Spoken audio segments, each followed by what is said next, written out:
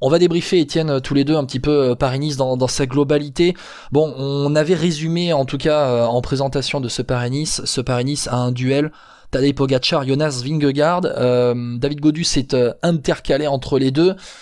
Si t'enlèves David Gaudu, t'as quand même sur ce Paris-Nice, je vais pas dire un monde d'écart entre Pogacar et Vingegaard, mais on peut dire que Vingegaard est quand même bien en retrait, quoi. Ah, c'est clair que Jonas Vingegaard, s'il cherchait des certitudes, je pense qu'il risque de quitter ce Paris-Nice avec quand même quelques doutes.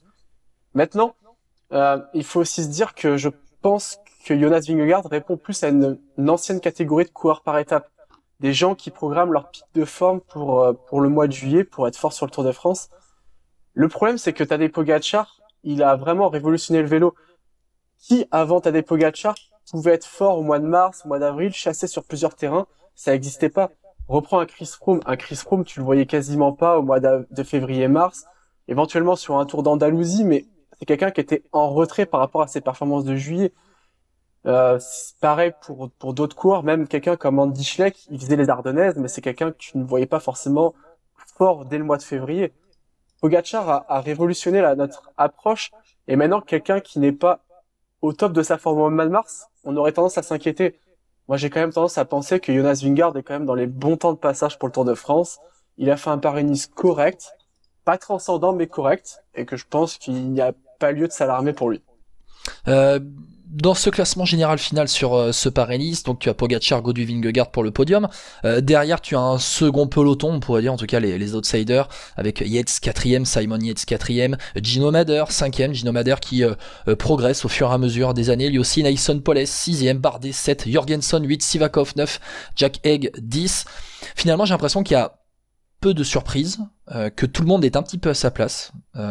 C'est un peu ça ce qu'on peut dire aussi sur ce Paris-Nice, c'est que ça remet quand même un petit peu les pendules à l'heure quant aux capacités de chacun.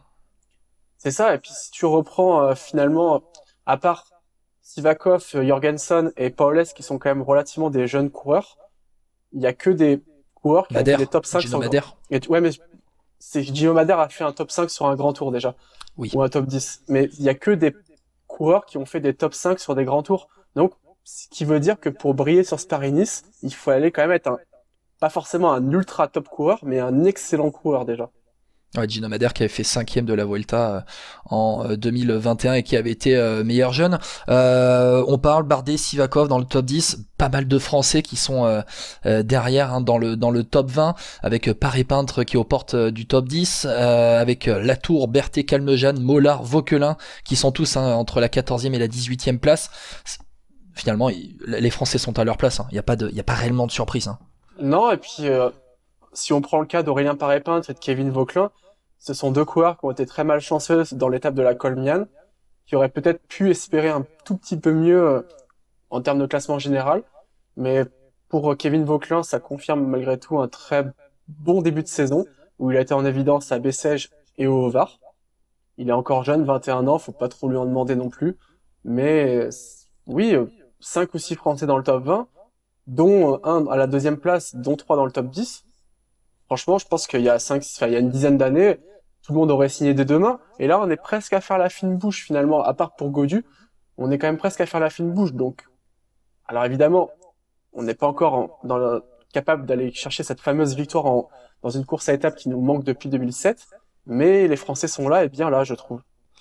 Kevin Vauquelin, très rapidement, c'est quand même l'une des belles surprises, en tout cas une des belles surprises on peut dire de ce début de saison côté français. Quatrième à l'Étoile de Bessèges, Tour du Gard, il remporte le Tour des Alpes-Maritimes et du Var.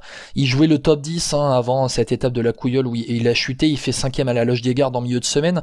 Sur ce Paris-Nice, 18e au général final, c'est plein de promesses pour la suite. Hein. Et moi, je suis frustré du coup parce que il fait des super ascensions dans des ascensions de moins de 5 kilomètres. Et c'est vrai qu'on l'attendait à la Couilleule sur une ascension beaucoup plus longue, une vraie ascension de montagne qui peut se retrouver dans un Tour de France ou dans un Dauphiné libéré. Et malheureusement, il n'a pas pu aborder cette montée avec ses armes. Il a chuté à 35-40 km de l'arrivée. Il a dû s'imposer une grosse chasse pour revenir dans le peloton. Une étape qui se courait à un rythme effréné ce jour-là. Les stigmates de la chute. Et c'est donc qu'il n'a pas pu défendre ses chances. Il est lâché au pied de la montée. j'ai hâte de le voir quand même dans une montée longue, savoir ce qu'il vaut. C'est un sacré moteur, ce Kevin Vauquelin. C'est un peu un coureur à l'anglaise, il a un profil un peu à la Geraint Thomas. Oui. C'est un touche à tout, il a une bonne pointe de vitesse, il grimpe bien, il roule bien. Tu le mets sur les pavés, je suis sûr qu'il serait pas si mauvais que ça. Il me fait vraiment penser au jeune Geraint Thomas du début de Sky, qui était pas un si mauvais grimpeur que ça. Hein. Faut pas croire que Geraint Thomas, c'est quelqu'un qui est passé de nul à excellent en montagne. C'était quelqu'un qui était capable de faire des top 20 sur des étapes de montagne, du Dauphiné, de Paris-Nice, déjà quand il était tout jeune. Kevin Vauquelin qui avait été en 2021 champion de France du contre-la-montre chez les Espoirs, qui l'année dernière en fin de saison a fait une super fin de saison avec une deuxième place notamment sur le Tour du Luxembourg. Kevin Vauquelin, il n'a que 21 ans, hein, il aura 22 ans dans un mois. C'est vraiment voilà, le Normand est vraiment attendu et c'est une des belles, à mon avis, une des belles promesses, hein, de cette équipe Arkea Samsic pour la suite. On va parler, pour moi il y a un flop dans ce Paris-Nice. Daniel Felipe Martinez. Je l'avais dit, j'attendais comme le troisième larron personnellement. C'est quelqu'un qu'on attend en confirmation au contact des tout meilleurs maintenant sur les courses par étapes d'une semaine au moins. Daniel Felipe Martinez, je sais pas ce qui s'est passé pour lui, mais bon, il termine dans ce classement général final de Paris-Nice. Il est 25e à plus de 20 minutes. Guillaume, c'est dans la foulée de ce qu'il nous montre. Il a été excellent autour du Pays Basque l'année dernière, et depuis, c'est quand même compliqué. Et pour aller plus loin que le cas du Colombien, c'est toute la Ineos qui pose question.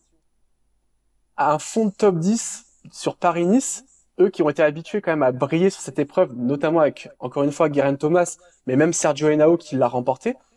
Sur Tirreno Adriatico, on peut pas dire qu'ils aient pesé sur la course. Où est la Ineos qui terrorisait les autres équipes sur les courses à étapes? On les voit plus du tout, hein. Bah, on en avait parlé, hein, dans la grande presse de l'équipe Ineos. C'est une équipe qui a quand même changé un peu son identité. Après, bon, Daniel Felipe Martinez, on va pas tout jeter, hein, de ce qu'a fait le Colombien. On débriefe seulement Paris-Nice. Il avait remporté le Tour d'Algarve au mois de février. Il était encore dans le top 10 du général avant l'étape de la Couillole. Il fait 8e à la Loge des Gardes. Mais ce qu'on attend de Daniel Felipe Martinez, c'est pas réellement un top 10. C'est de jouer par exemple avec David Gaudu, jouer le podium, top 5 voire podium de ce Paris-Nice. Et puis Guillaume, il se bat avec Filippo Ganna autour de l'Algarve. Avec tout le respect que j'ai pour Filippo Ganna, qui est un immense champion, c'est pas non plus une terreur sur les courses à étapes. Donc bon, c'est quand même inquiétant déjà, oui, ok, c'est une belle victoire de référence en début de saison. Mais il y avait un Joao Almeida par exemple en face. Oui, c'est sûr, mais Joao Almeida, c'est pas un coureur qui est capable de faire des grandes différences en montagne. Donc, à partir du moment où il s'est retrouvé dans une course où il y a eu des attaques, comme il y a eu là sur Paris-Nice, il est en 4e division. Et encore, je suis gentil. Peut-être qu'il a été malade aussi, qu'on n'a pas été au courant de ça, hein, pour Daniel Felipe Martinez. Voilà, on va parler, pour terminer ce débrief de Paris-Nice, Étienne, on va parler un petit peu des sprinters, parce qu'il y a eu quand même, sur Tirreno comme sur Paris-Nice, un bon petit plateau de sprinters, et il y a eu des étapes, hein, sur Paris-Nice pour que les grosses cuisses puissent se la donner. Le premier dont je veux parler, c'est Tim Merlier, le nouveau sprinter de la Soudal Quick-Step, le champion de Belgique, qui a remporté en milieu de semaine Danilit Nokerekerse. Au sprint, dans ce début de saison, Tim Merlier, c'est vraiment devenu un top sprinter mondial.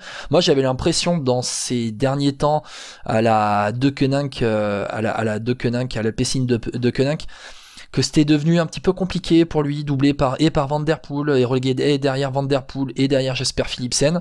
Bon, là, depuis qu'il est arrivé chez Soudal Quick-Step en début de saison, il gagne une étape à l'UAE Tour, il remporte une étape au Tour d'Oman, deux étapes à l'UAE Tour, une étape au Tour d'Oman, une étape à Paris-Nice, Danilit Nokerekerse. C'est costaud quand même, des Tim Merlier là. C'est costaud, et puis alors on est focus sur Paris-Nice, mais la façon dont il gagne en milieu de semaine cette course, il la gagne presque en flandrien plus qu'en sprinter, c'est-à-dire que il se retrouve un peu isolé dans le final, et puis il sort un sprint long. Sur Paris-Nice, c'est pareil, sa victoire, elle est quand même sur une étape qui a été marquée par du froid, la pluie, le vent. On a vraiment l'impression que quand les conditions sont dures, le Belge, qui a quand même 30 ans, qui s'est réveillé sur le tard, lui, il est là, il est bien là, et j'étais un peu sceptique en début de saison quant au fait de rejoindre Là, le Soudal Quick-Step avec quand même un Fabio Jakobsen qui était bien installé au sein de cette formation.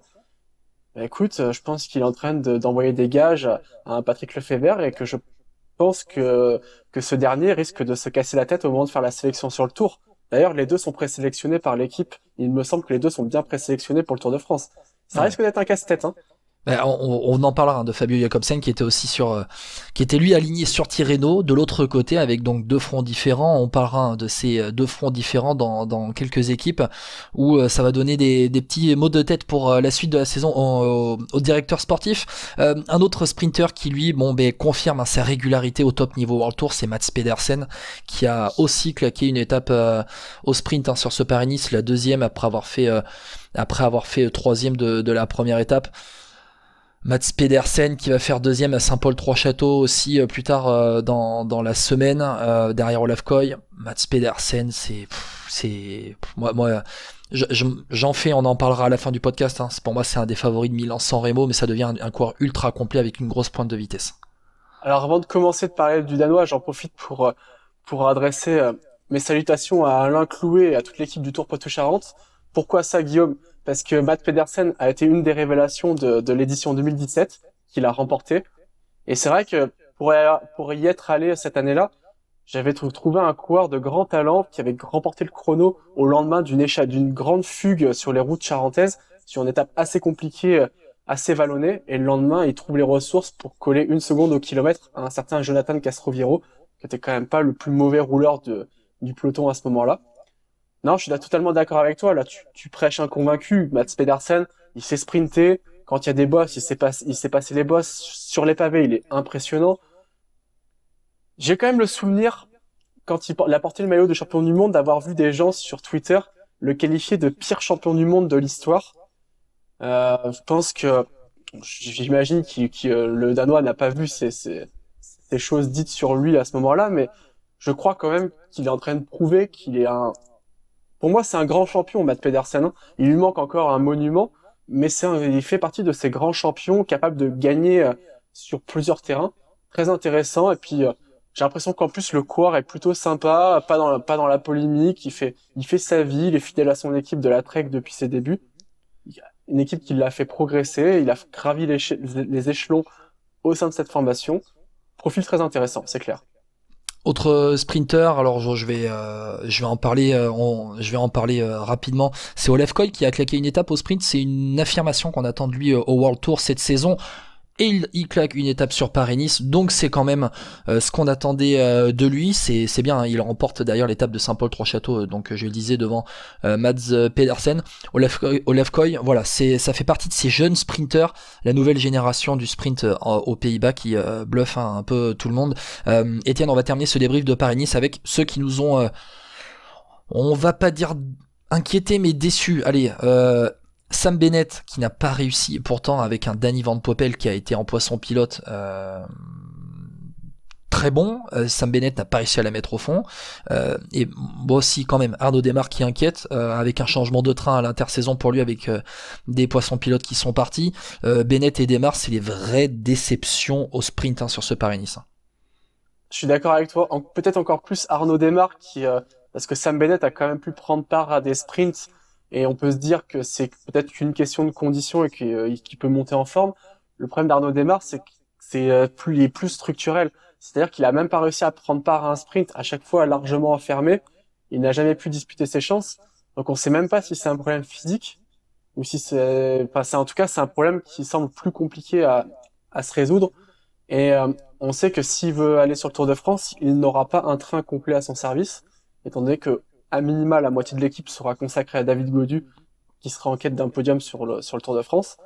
Donc du coup, ça pose la question, est-ce que vaudrait-il mieux pas qu'il aille sur le Giro, une épreuve qu'il aime particulièrement en plus, pour y claquer des étapes avec une équipe qui lui est parfaitement dédiée, même si Thibaut Pinot, il sera là-bas, plutôt que d'aller sur le Tour de France, où il aura maximum 1 ou 2 équipiers, et où, on va pas se mentir, il risque de retomber sur les mêmes problématiques qu'à Paris-Nice. Ouais, avec un David Gaudu, hein, qui sera leader sur le Tour de France. Bon, apparemment la cohabitation sur ce Paris-Nice n'a pas été si inquiétante que cela entre les deux. Merci Étienne d'avoir été avec moi pour ce débrief de Paris-Nice.